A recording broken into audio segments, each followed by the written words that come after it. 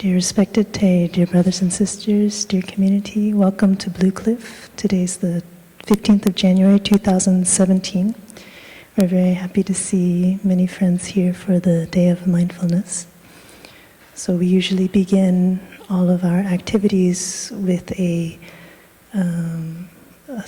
brief meditation, coming back to the body and the breath as we listen to 3 sounds of the bell. You can imagine the sound of the bell washing over you, pushing out all extraneous thoughts and feelings. And we just rest with the waves of the bell.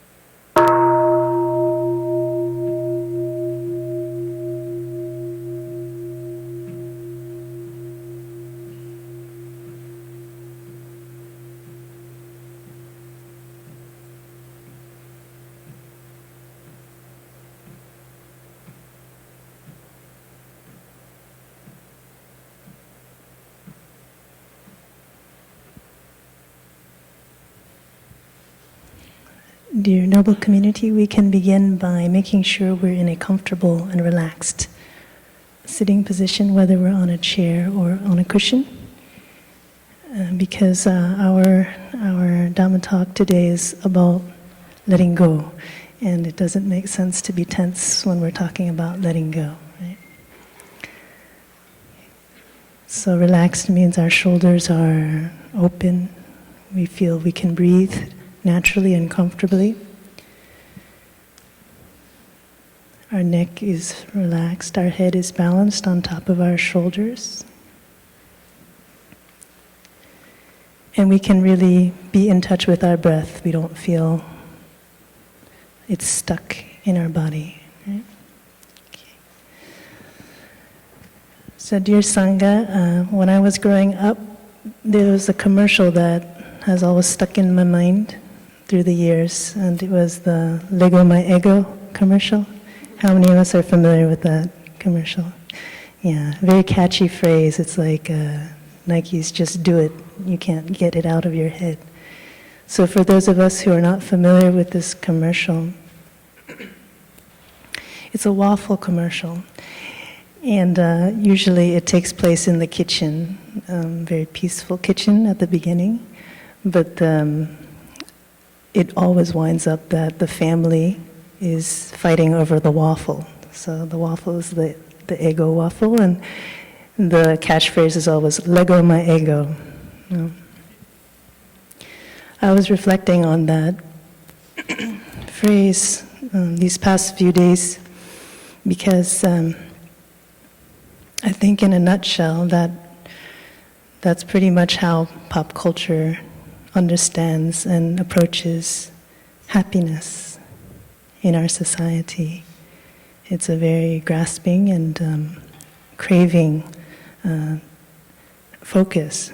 So what we want, what impulses come up, what we feel we need, we immediately go after it.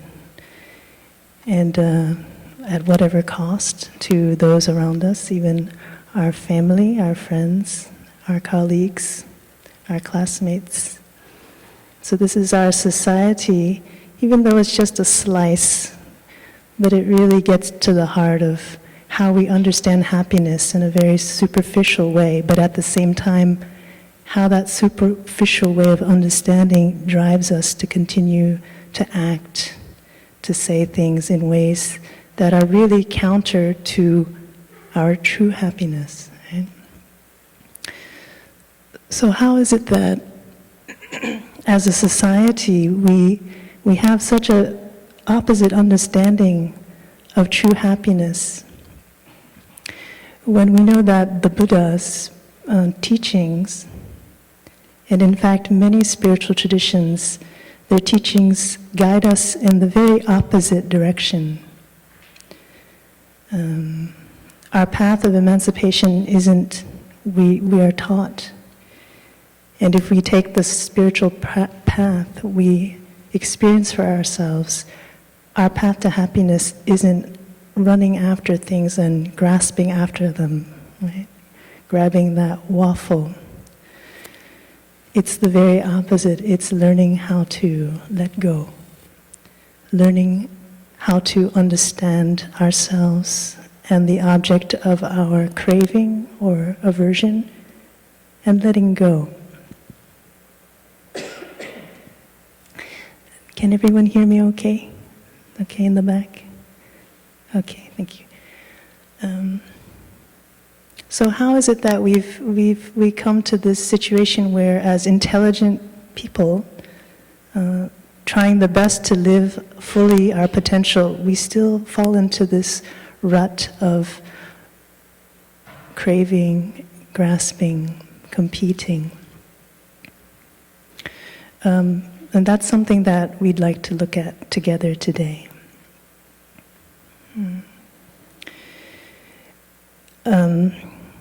When we look at that phrase, letting go, for some people, actually, that's still something very negative. So I'd like to kind of deconstruct that. In our practice, we understand letting go from a place of strength. It's actually a virtue. It takes a depth of understanding, a capacity to be inclusive of a larger picture, to be able to let go of the smaller, less important things. But if we are not reminded of that, if we don't have some sort of practice or teachings or examples in our life to keep reminding us of that, it's very easy to forget. And so we fall into the other side of understanding what letting go is as a way of surrendering, weakness, of sacrifice, right? So the first thing I'd like to make clear is letting go does not mean sacrificing. Letting go does not mean losing or acting out of weakness. And we only need to look at spiritual teachers of the past and present to see just how much courage and strength they have in order to walk the walk of nonviolence, to let go of their fear, their doubts about their individual paths, to stand up and speak, be boldly on the behalf of humanity. So it's clearly not from a place of weakness or sacrifice, but from a place of deep understanding. So this is the framework that I'd like to present to you as we move forward in our exploration of letting go in our own daily life.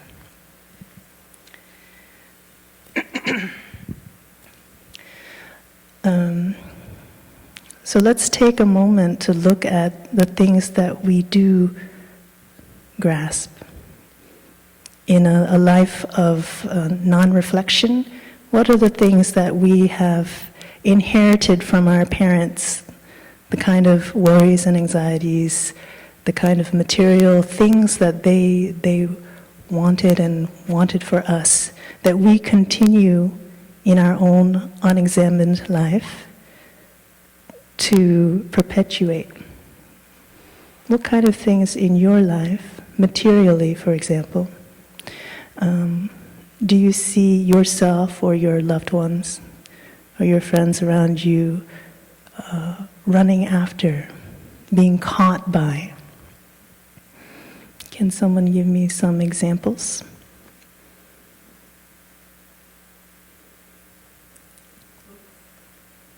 Books.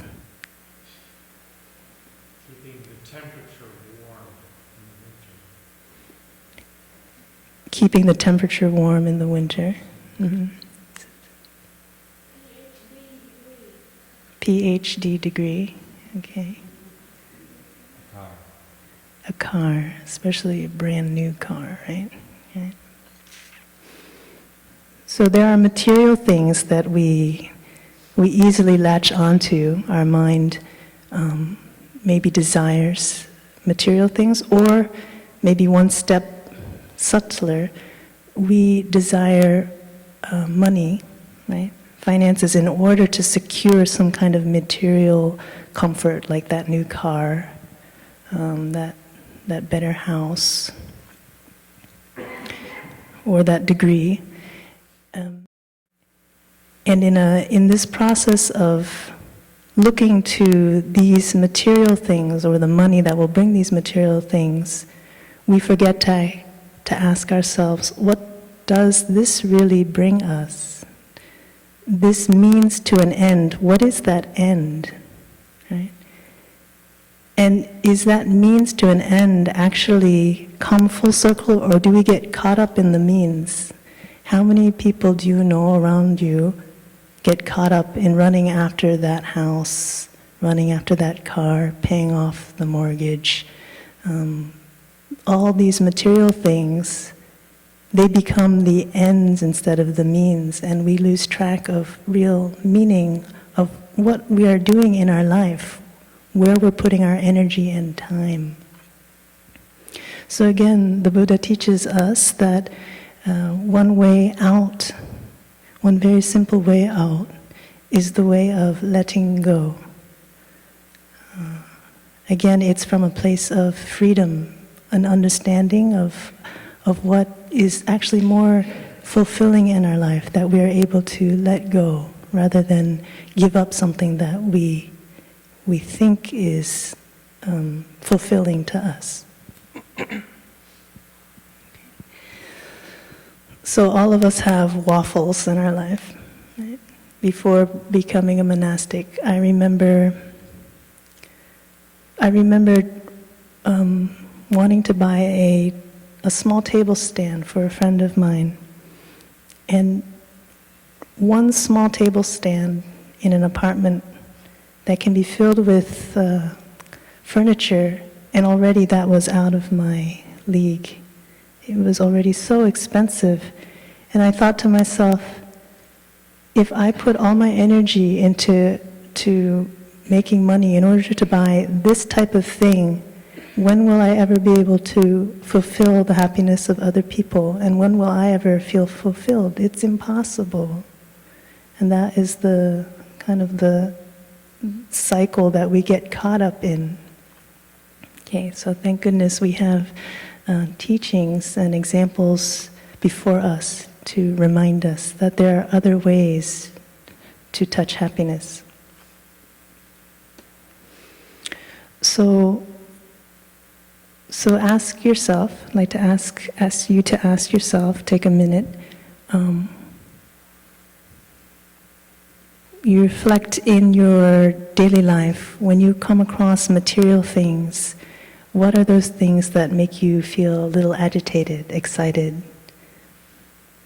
Maybe that you want to own, make use of.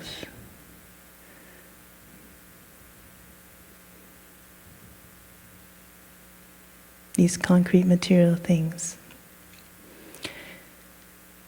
And then let's imagine that we put our energy and time into these things, and we're going to put it right up against the backdrop of a car accident. Okay. So you spend all your time looking for these things, looking after these things, trying to maintain these things, and suddenly you or a loved one has an accident. When we compare these situations, we suddenly see there's something like the fabric of reality is ripped open for us, and we see more clearly our happiness really doesn't lie in that thing, right? Because how can that thing help us to cope with the basic realities of death, the basic realities of our sickness, of our getting old? And we are taught that these are things that we really need to acquaint ourselves with in order to do away with the frivolities of life. Not so that we can be somber or morose, but so we can be more real and more meaningful with our life. So that car, in the face of death, in the face of an accident, really cannot help us to cope with that sudden change. Whether that happens to us or our loved ones. And I'm sure many of us, maybe all of us, have already touched the reality of sudden change in our life. How many of us here have had someone who has passed away close to us, and it made us grieve? And how many of us here have touched illness, whether it's in ourselves or our loved ones, which has made us hurt, not physically but emotionally hurt, because we don't know how to cope with that. We have to adjust to this change in health, right? So this is the perspective that the Buddha advises us to keep in mind when we talk about the 5 remembrances. The 5 remembrances. I am of the nature to grow old. Even our young folks, it's helpful to know that. Sometimes we can't see it, but we can see it when we look at our parents. Yes, I will be like that. I am of the nature to grow old. I cannot escape that. So what am I holding on to? What am I grasping? What is helping me to come to terms with these deeper truths of my life? I am of the nature to have ill health. And yes, even as young people, we can have ill health. Maybe we recuperate more quickly. I'm saying we now, because I'm thinking I'm young, but actually I've been told by my sisters that I'm not so young anymore. So I will say you, young folks, can recuperate more quickly. And that's a good fortune, because you can dip into it to experience, not be overwhelmed by it. But if we're wise, we take that as a real experience to learn from. That's how I may be. Those aches and pains in the body, the frustration, agitation, and restlessness of the mind when the body is not able to cope, this is the type of thing that I am grappling with in my future self. So what am I grasping? What am I holding on to that can help me in that way? This is our path as spiritual practitioners, right? We're talking about the spiritual realm. What can help me? What am I taking into myself to help me spiritually to cope with these basic realities? And of course, I'm of the nature to die.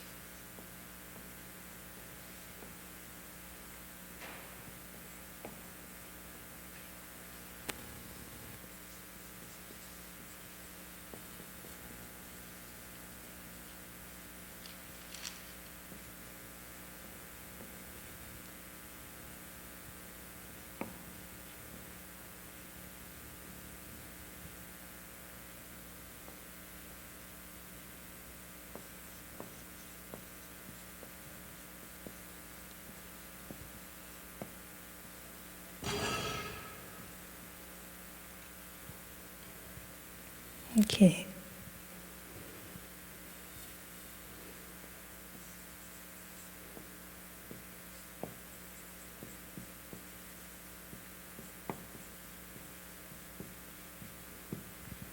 Okay, so we need many different avenues or energies to help motivate us in the right direction, in right practice, so that we don't fall off the bandwagon and say, oh, it's too hard to let go. Let me just go back to my old habit energies of enjoying, I guess the extreme would be hedonism, right? Just enjoy full out and come what may later. So, what are the benefits of learning how to let go? So first of all, the practice of letting go is when we touch something that we recognize we've been holding on to. The first step is recognizing that we're holding on to something. When we recognize it, then we know whether we should let go of it or not. Is it a worthwhile endeavor? Or is it something that's actually harming or hindering us? Hindering us, like the hindrances.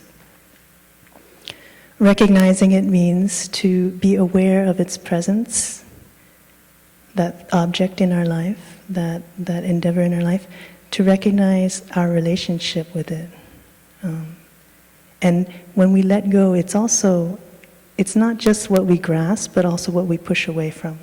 So when we recognize it, it means what is it and what is our relationship to it. It's very concrete, the practice of recognizing. What is it and what is our relationship to it? Okay. So when we let go, it means we make space for other things. And our teacher has over and over emphasized the importance of the present moment in our nourishment and healing. If we are not in the present moment, it means that we are anxious, worried, suffering about the past or the future, to areas that we can't do anything about.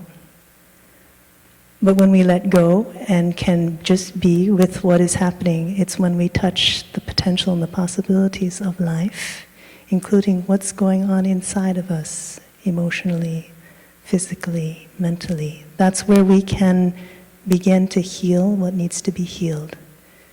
Especially when we have a trauma, that's where we can begin to heal. And of course, the nourishments of life, if we're so caught in our worries about the future, the past, there's no way we can recognize what's there to be nourished by it. So the flower may be there, but we completely bypass it because we're thinking about something else. That has often happened to me. My siblings often remind me to come back to the present moment. Okay. So the present moment isn't just some idealistic thing to come back to because, yay, present moment. The present moment is there for our healing and nourishment. And that's why letting go is so key to our well-being. When we let go, we also touch a lightness. It's like dropping a heavy burden that you've been holding, a lightness and a joy. And our teacher often speaks of that. And if we have ourselves experienced that, then we know firsthand what that feels like.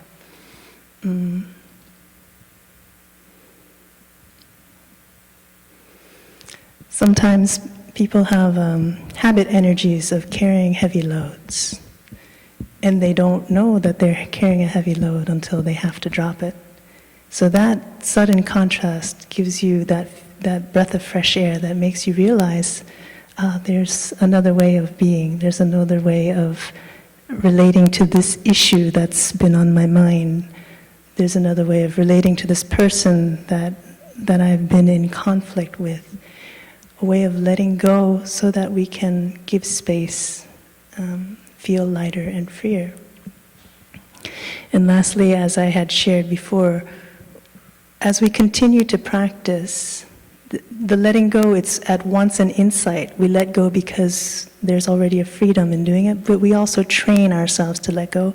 As we continue to do it, we train ourselves to be ready for the bigger letting go of death, old age, sickness, of sudden change, of things that are out of our awareness, things in the future that we don't know about. How can we be ready for it if we don't train in the littler things now? So our material things, we train to let go of them. It means not just giving them, but our attitude about them, to not have that possessive attitude of it being mine or protecting something of mine.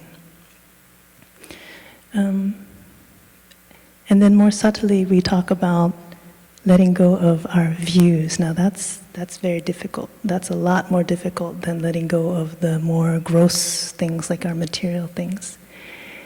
And there are reasons why we hold on to our views, right?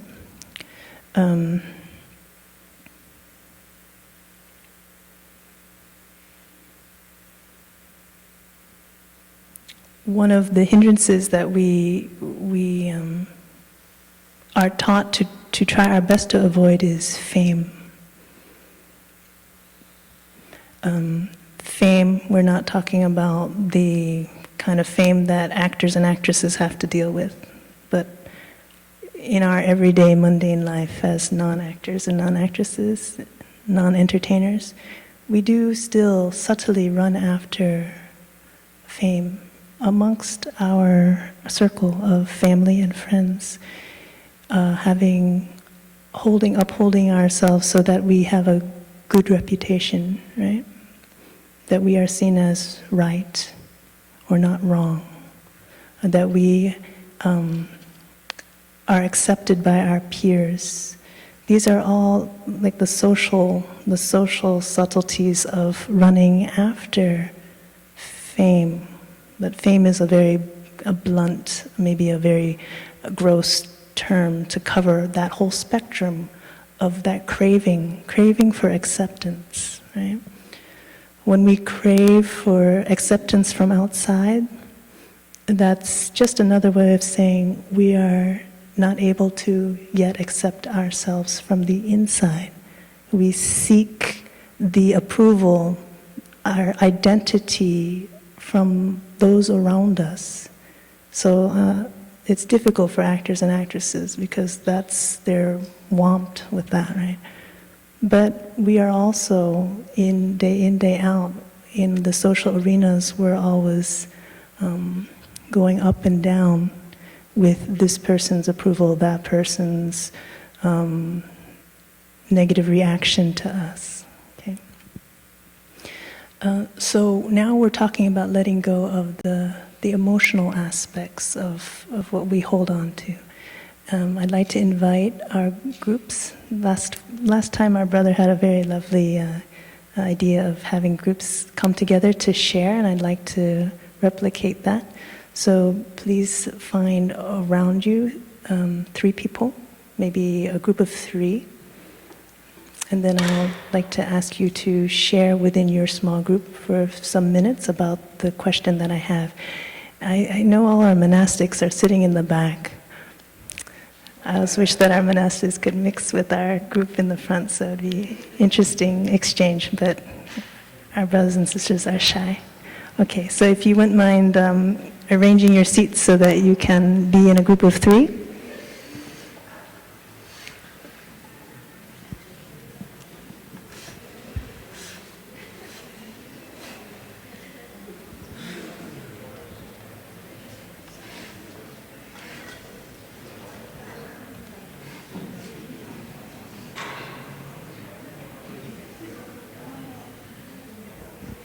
Group of 3 or 4 is okay. If you're a little lazy, it's okay. And we'll have about maybe 8 or 9 minutes to share, maybe 9 minutes, 3 minutes per person. I'd like to ask you to just take some time to reflect about your emotional waffle. What is it that you seem to be grasping that whenever you don't get, you feel agitated? It occupies your mind. You can't stop thinking about it.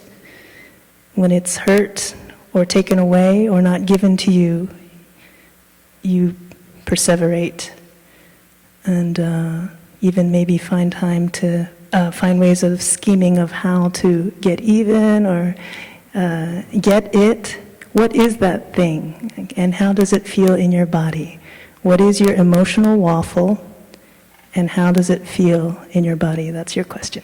Thank you.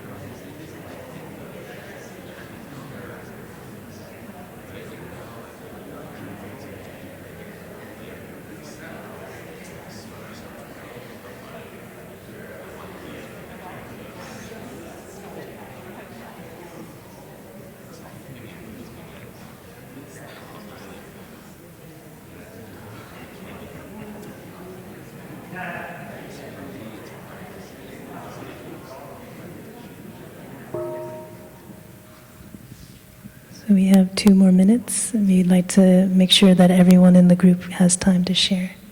2 more minutes.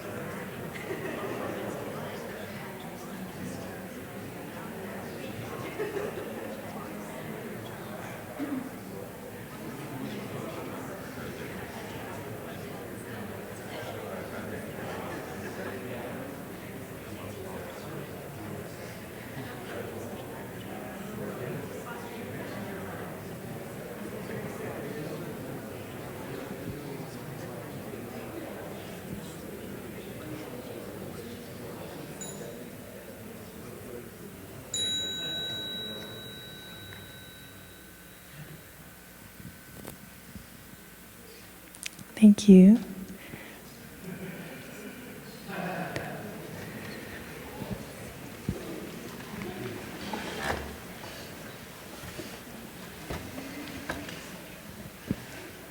Anyone care to share an interesting emotional waffle and how it made you feel? What's that?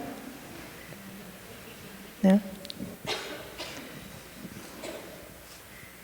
Brave soul. I'm sure many of us can relate, yes.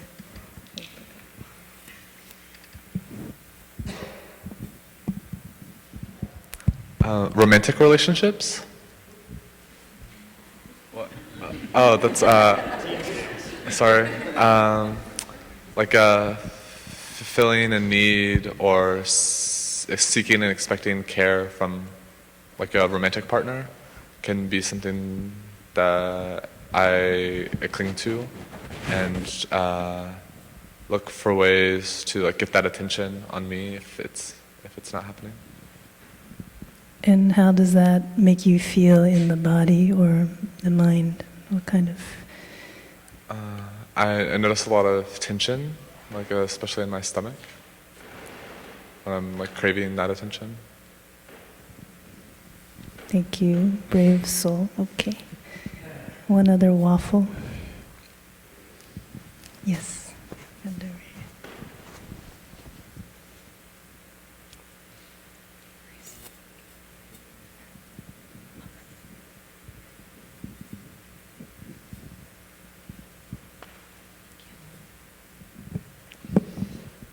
Letting go of the need for approval of others.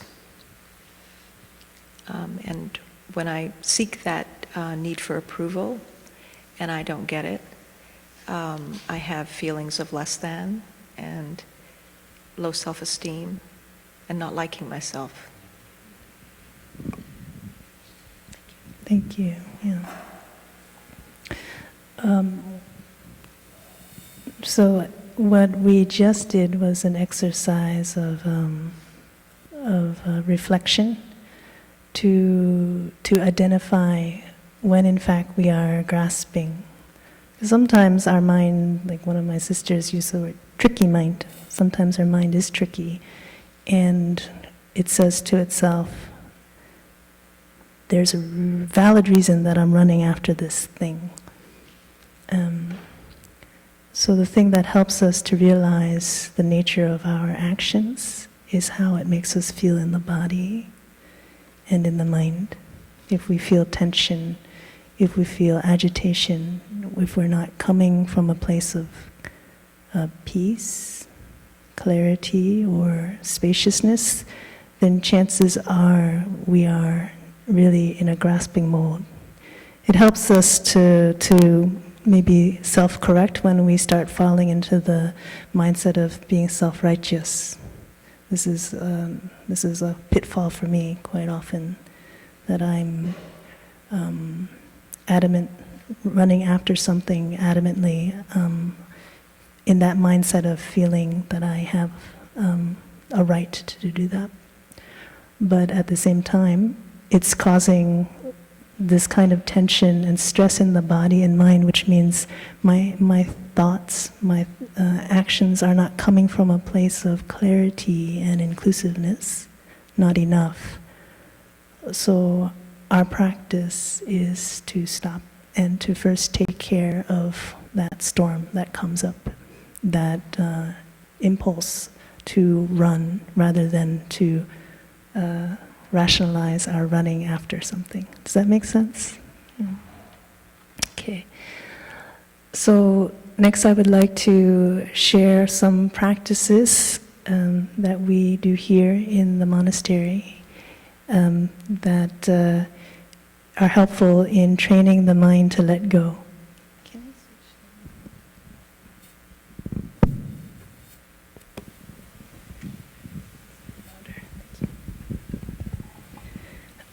So at the heart of our practice is learning and training how to stop.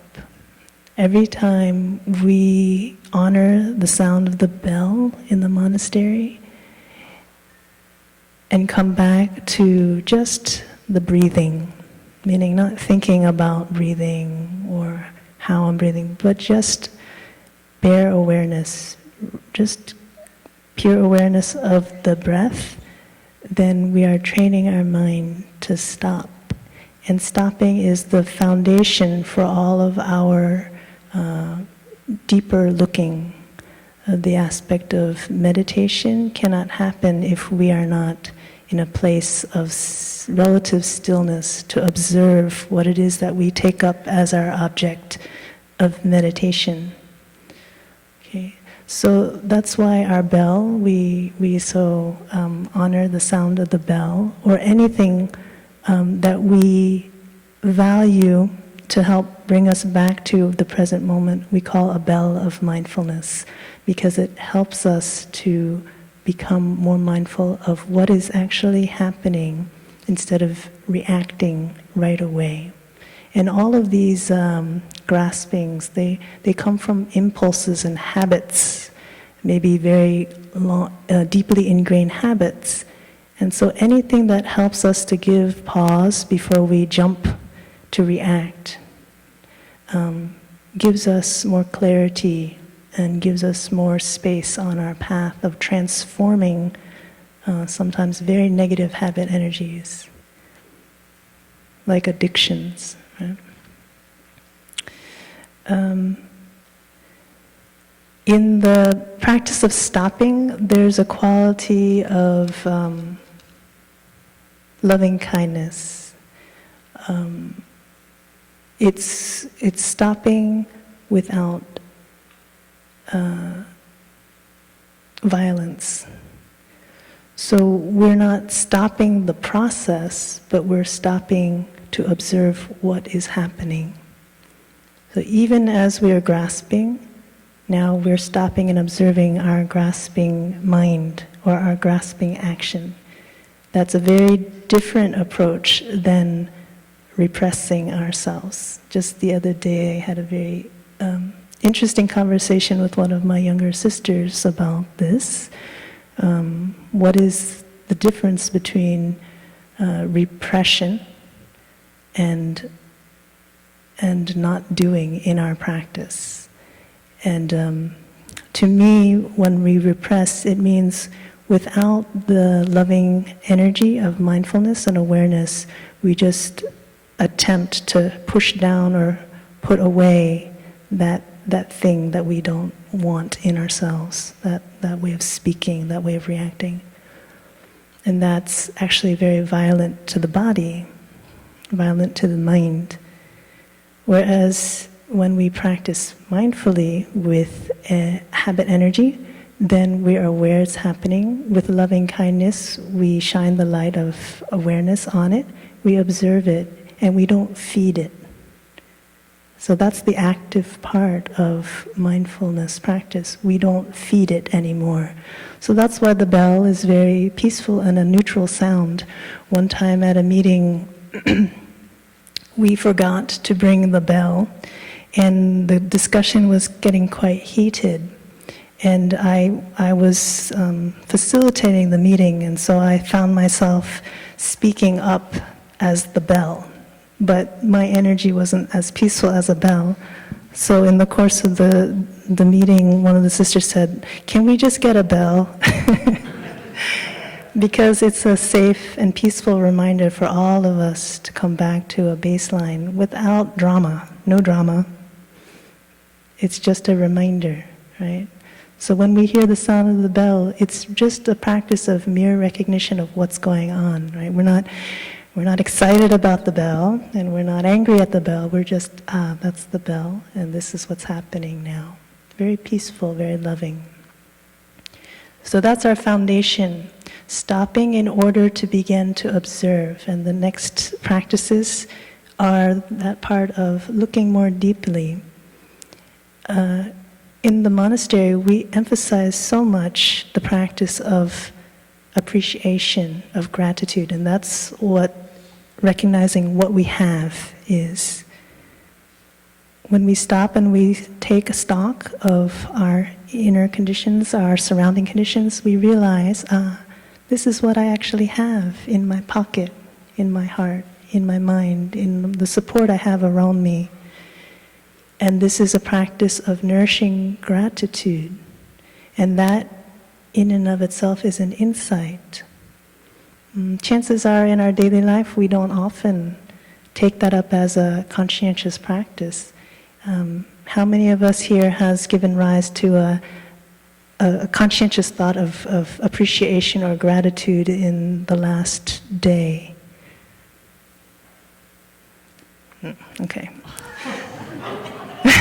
Great. A lot of people, that's good. And that's the way it should be, right? But I'm banking on the fact that you're in the monastery, right? But let's say out in daily life when you're waking up and on the go, having a quick meal, running out the door, going to class, going to work, like how often does gratitude really come up as a conscientious practice for you? I may answer for you. No, it doesn't. Right? So that's why it is a practice. We know that it's much easier to water seeds of negativity and much easier to forget about the small things in life that nourish us and that support us.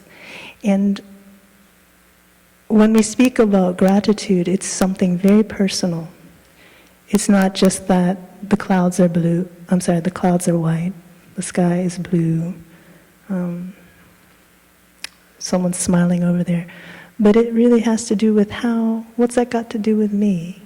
What is our connection with that? How am I being nourished and supported by that thing that I've noticed now that I've stopped to look? And there's a lot of care, a lot of love when we take the time to appreciate the small things. Some time ago, I was undergoing some emotional crises, and one of my sisters brought a very tiny, smaller than my pinky fingernail, small, tiny flower. And I don't know where she got it from, this kind of, right? But she just offered that. And it was such a deep nourishment for me. Something very small can be something very uplifting.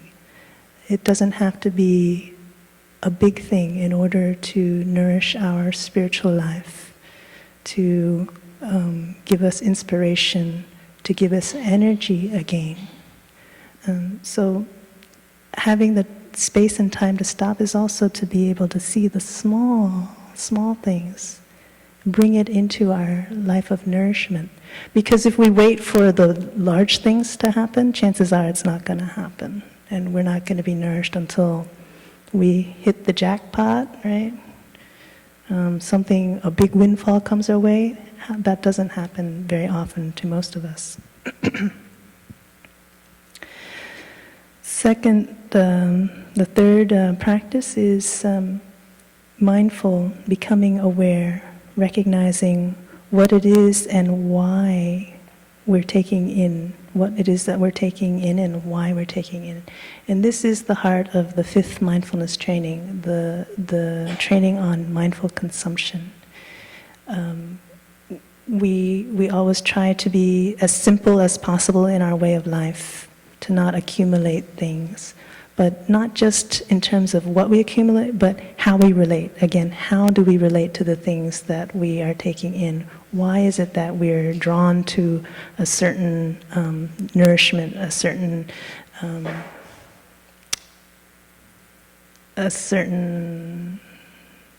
thing? And what does that say about our craving, our mind of craving?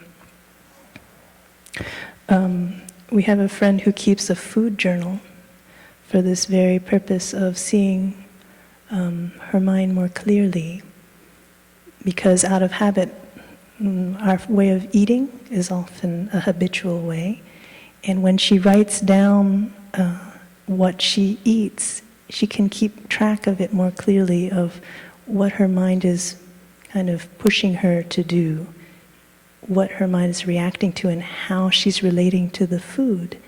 And again, it's a very gentle practice. She's not repressing herself, but she's observing more clearly what she's doing as her day progresses, as her meals roll by, rather than having her meals roll by and just reacting. See, so it's a very healthy and progressive practice.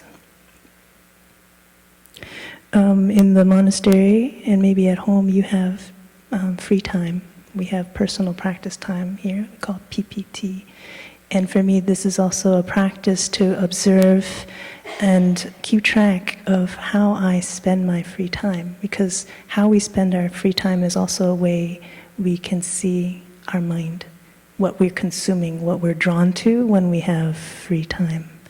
So maybe there's some kind of entertainment that you are particularly drawn to, or some kinds of conversations that you're particularly drawn to, or habits, hobbies that you're drawn to without being aware.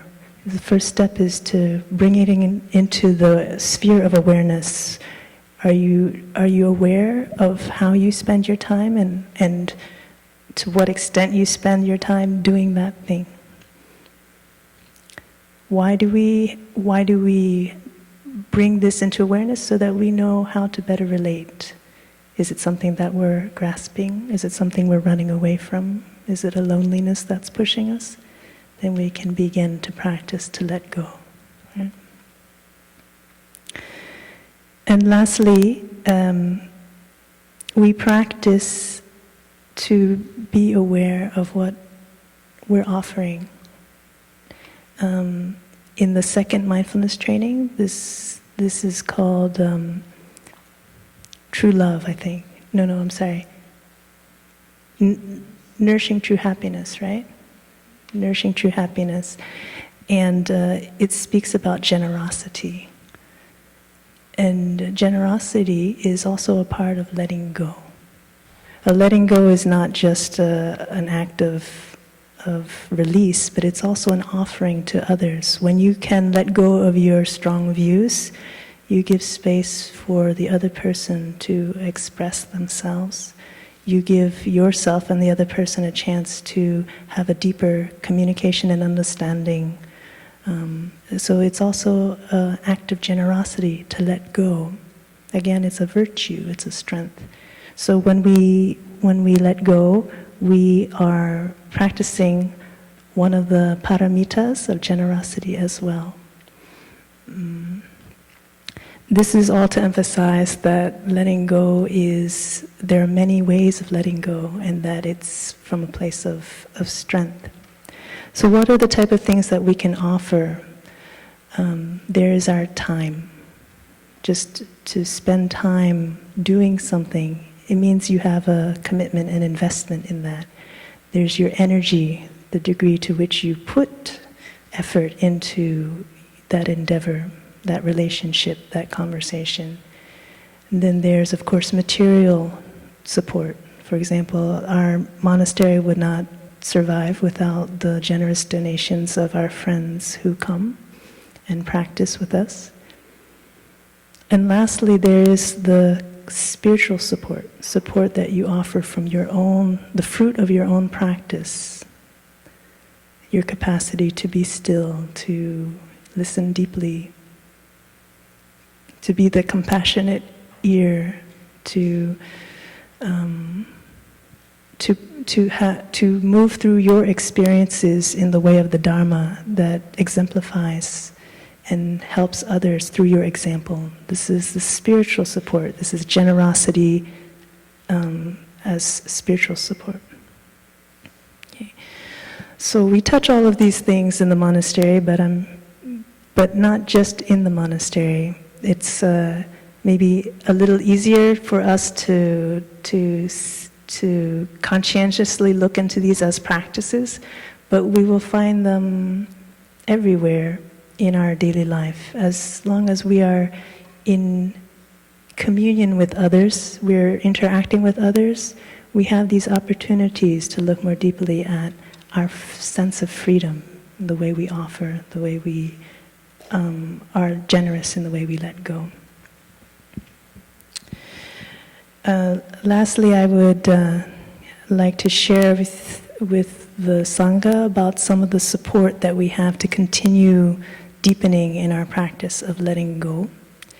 We have the teachings to fall back on, and we have our teachers as inspirations for us.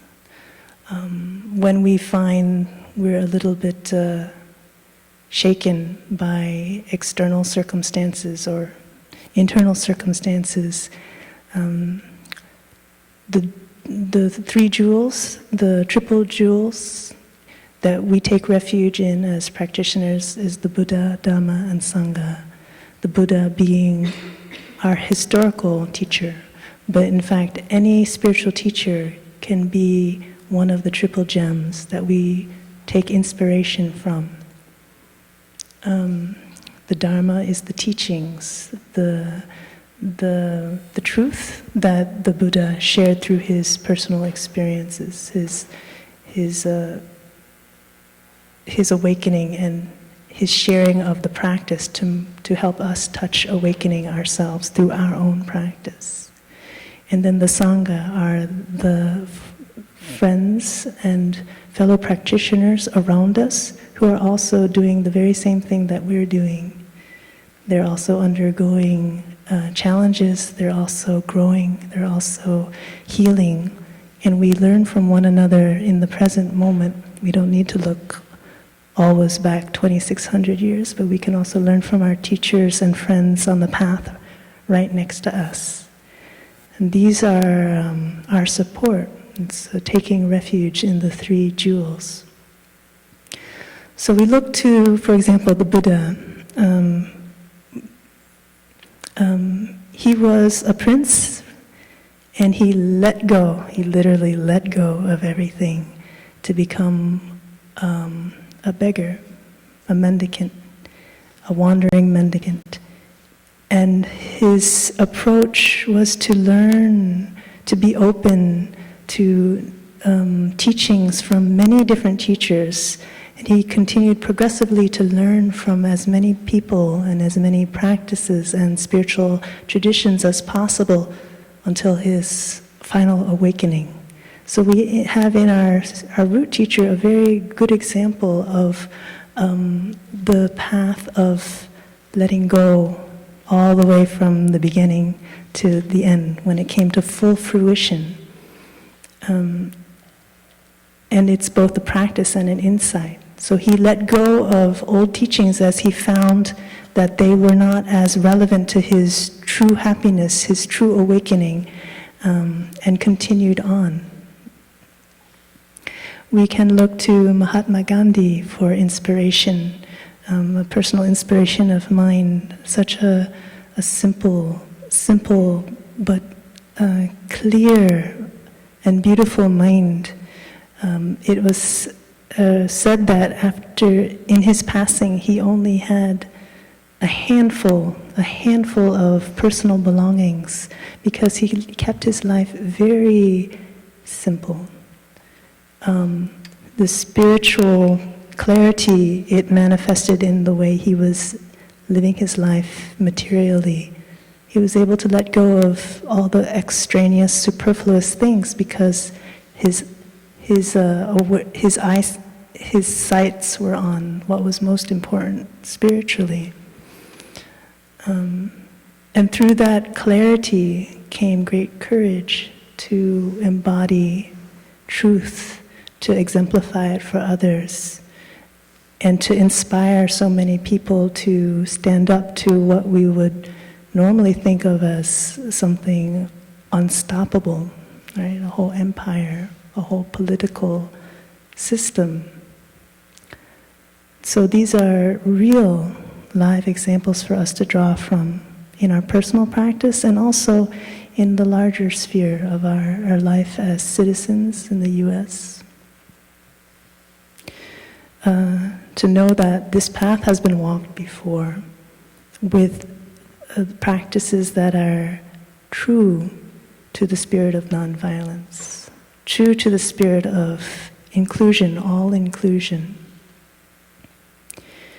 And I feel very fortunate to be in contact with these teachers, to learn about them, and to call them my own teachers.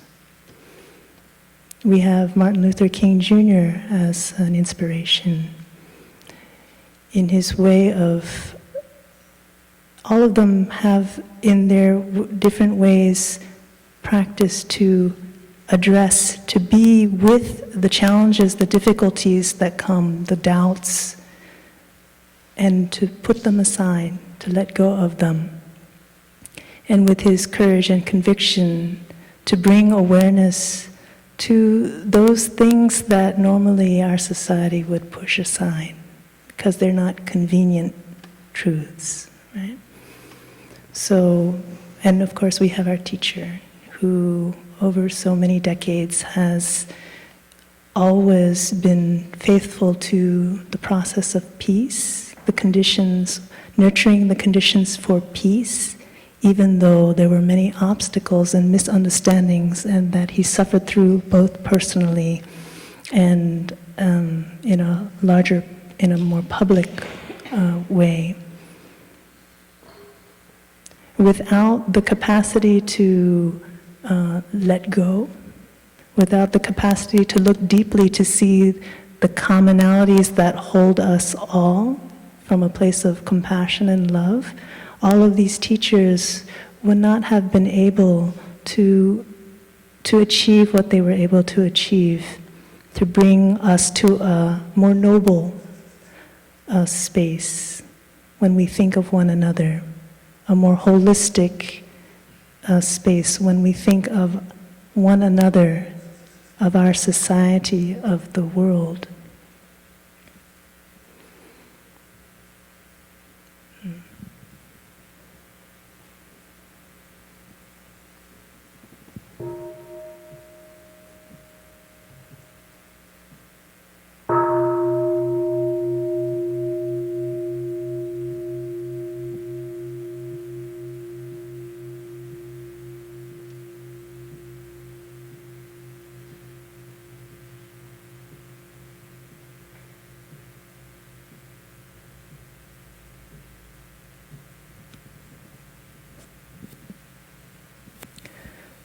So our teachers are the ones who have personally experienced and put into practice what they have then shared with us. And what have they shared with us? They've shared with us the teachings, the wisdom, the insights, the truths. And so I'd like to end with just touching on some of these basic teachings to remind us to come back to them, especially when we feel we are in a space of, in an unstable space, when we're not sure whether we should continue on with our practice. So the 3 Dharma seals, I'm wondering if anyone can share with me one of the 3 Dharma seals.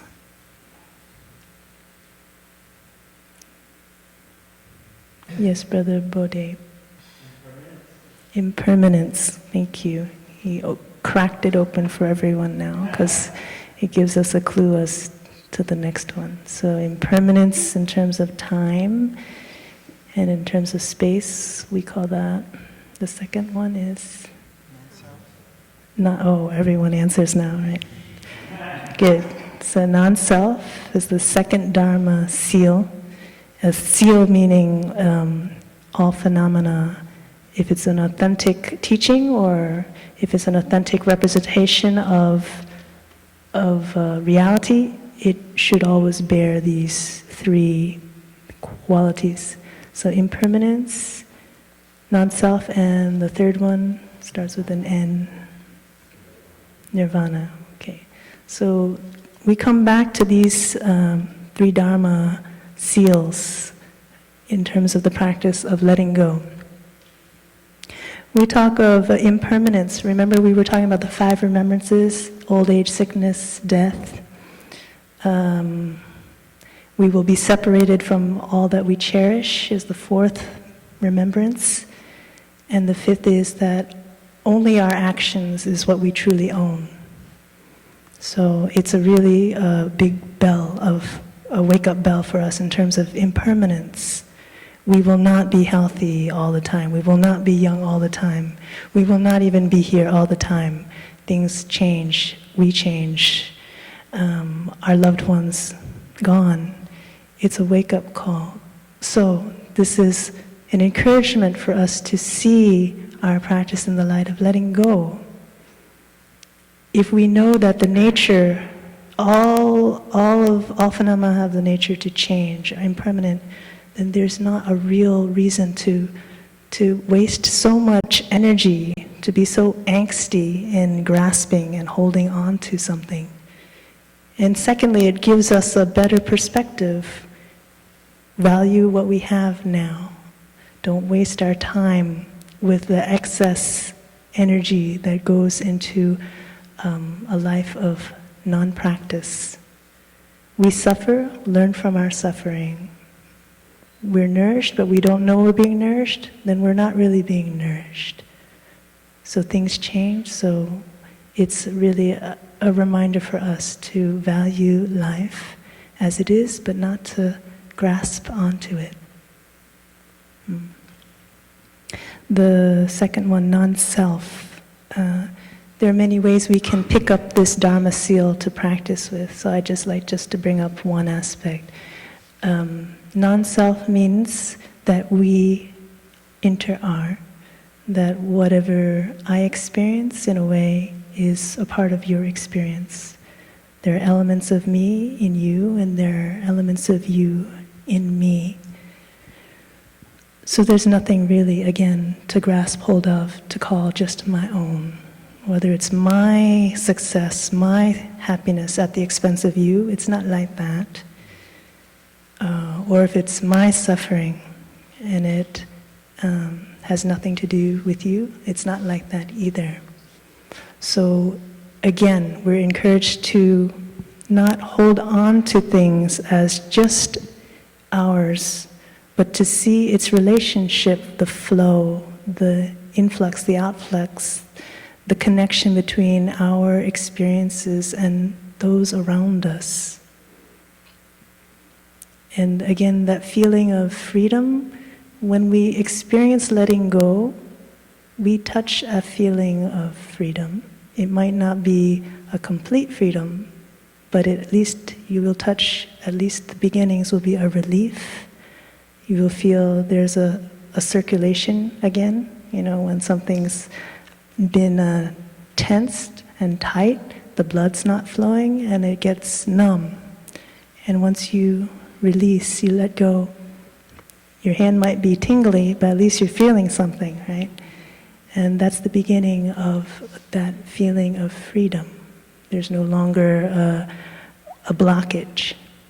So non-self is to, that teaching of non-self is to remind us, don't get caught up in your own world. It's not just about me.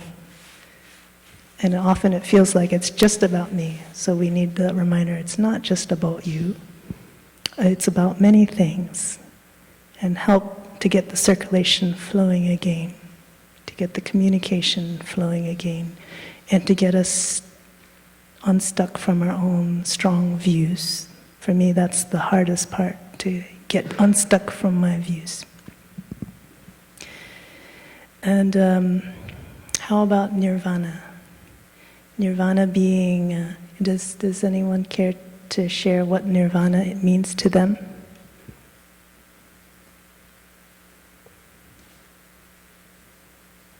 Yes. Extinguishing boundaries of a finite self. Okay. Our teacher defines nirvana as the extinction of all afflictions and the extinction of all concepts or views. So extinction, it meaning there's a coolness, like you can imagine a fire being put out. There's a feeling of coolness, dispassion.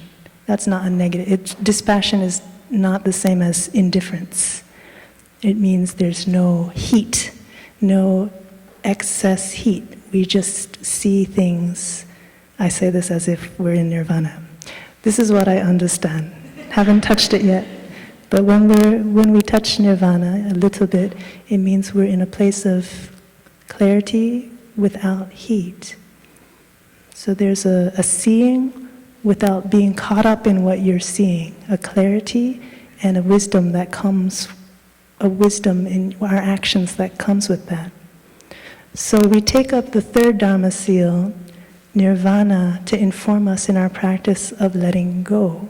When we are not in that state of dispassion, when we're rolled up, even if it's because of a just cause, even if it's because there is an injustice that we see very clearly going on, but we're not in that place of clarity and dispassion, it means it's a ripe opportunity to practice to let go. Let go, first of all, of the view, to be able to give space to embrace the feelings, the emotions, the thought habits that are coming up, so that we can then come back from a more stable, calm, clear place and continue on our path. So the three Dharma seals, again, they're something very alive if we make it, if we take it up as a practice to inform our way of letting go.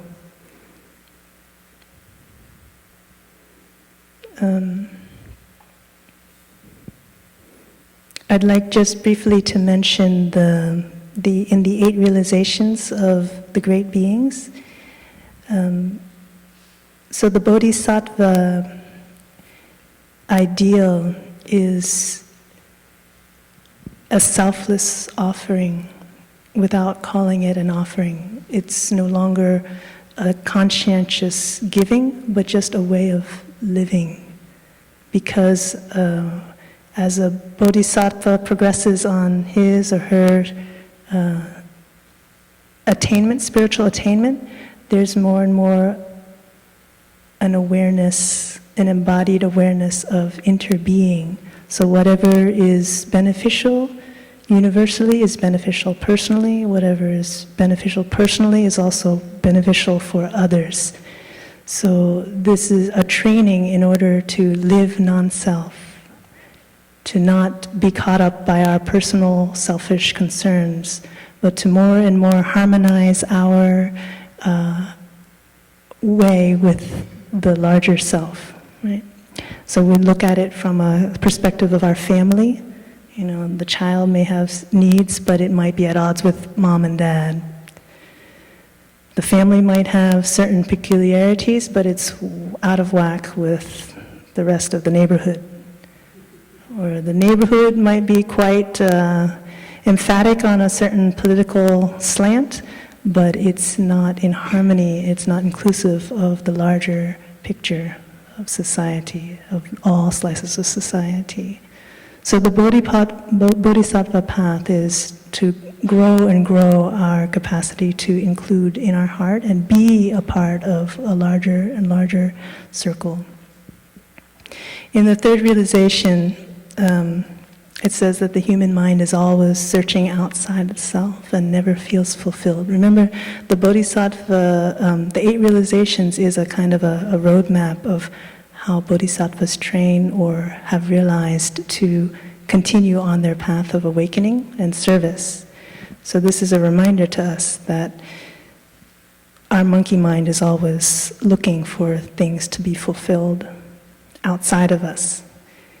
Whereas bodhisattvas, in the third realization says, but bodhisattvas on the other hand, they know that having few desires is essential, is more desirous. And so they choose the path of simplicity so that they can, like Gandhi, can be focused on what is most important in our life as human beings, what potential we can touch. So we're searching outside ourselves, and we never feel fulfilled because we're looking for fulfillment from outside. But bodhisattvas, on the other hand, they live simply with few desires so that they can practice the way. That's a pretty clear recommendation for the practice of letting go. Right? We don't want to clutter ourselves with too many things, with projects, with petty concerns, because that distracts us from what we have as our deepest potential. In the 7th realization, again, there's also an emphasis on living simply, and also recognition that our trainings, our mindfulness trainings, our precepts, are something very important to help us maintain that spaciousness. When we touch the 5th mindfulness training, it reminds us to look again at what we're consuming. Are we cluttering our lives with this, that, and the other thing that it mentions in there? Oh, let me take a look. And if I am, then now the recommendation is to let go. So we take the trainings as our support on our practice of becoming more and more free of the clutter, of our habit energies, of running away from ourselves, so that we can, in the end, letting go is so that we can have more clarity, more space, in order to grow our insight. And from that insight, that understanding, we touch a deep compassion and a strength to reach out. And that is the bodhisattva way. That is the path of a bodhisattva. That is the path of any one of us who has a concern, care for our world, in the most nonviolent and peaceful way. So many ways to affect change, but the bodhisattva way is a very deep way. It's from inside out. We let go of the things that don't really nourish our capacity to touch our deepest potential as human beings. And then from a place of wisdom, we have wise action.